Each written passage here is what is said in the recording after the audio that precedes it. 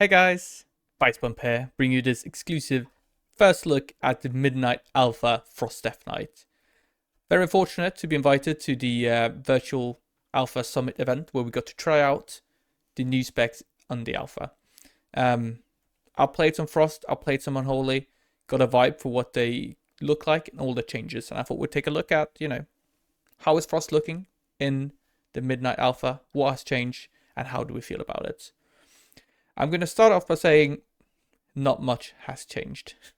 If you watch my Unholy video, that's like a completely rework. There are so many changes. Frost, not so much. We got our rework in the War Within, and the Alpha is kind of like just adding a little bit on top of that. But still, we'll take a look at changes and talk about how they impact us and so on. First of all, you can see we have some new talents to the bottom left here.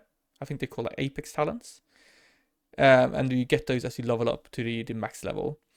I think importantly, you can see here, Chosen of Frostbrood, Frostwyrm's Fury deals 100% increased damage to the first enemy it hits and grants you 50% haste for 12 seconds.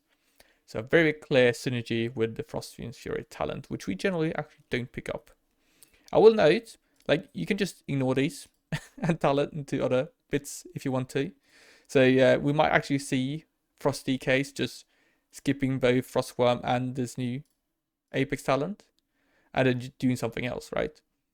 Because you can see here that the next one, casting Frostwyrm's Fury, it grants you runic power and a stack of Killer Machine.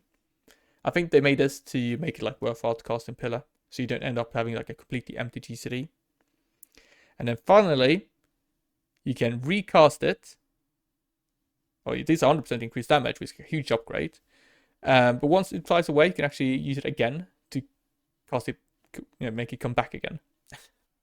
So in Frostwyrm's Fury, I think if you dealt 100 damage using it once, you now get 200 damage in one direction and 100 coming back. So it's like a 300% of the Frostwyrm.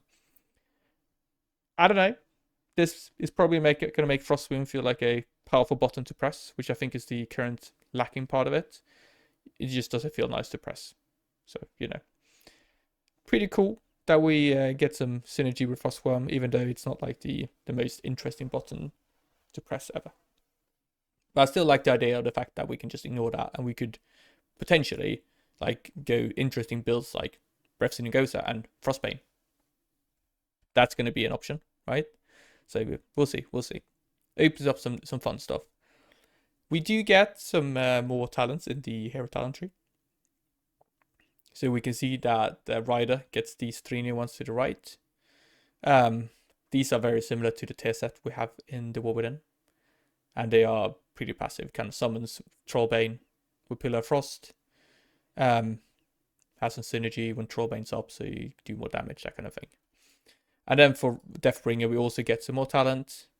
You can see down there to the right. And these kind of, whatevers. I think this one is the most important one. Frostwyrm's Fury now has synergy with Deathbringer as well. So you get 2 stacks of Exterminate when you cast Frostwyrm's Fury. And this is going to be like a bit of a fun one. So essentially, you can use Frostwyrm's Fury, get 2 Exterminates, and then you have your Reap's Mark giving another 2 Exterminate. And that equates to 4 total. So that's 4 one rune cost obliterate to Frost Scythes, and then 4 automatic Killer Machines as well, which is pretty good. So we'll see. This definitely changes the paradigm of like a Rider. You have to pick Frostwyrm's Fury. Now in Deathbringer, you probably also need to pick Frostwyrm's Fury. So that's one part of it. Other than that, like we have some class tree changes. We don't have Wraithwalk anymore. Might miss something else, but it doesn't look like it from what I've seen. I don't think so. They put Gloom Ward over there. Obviously, they removed Soul Reaper. That's a point. But other than that, it's very much the same vibe. I have some footage as well in the background, right? And it plays in a similar fashion.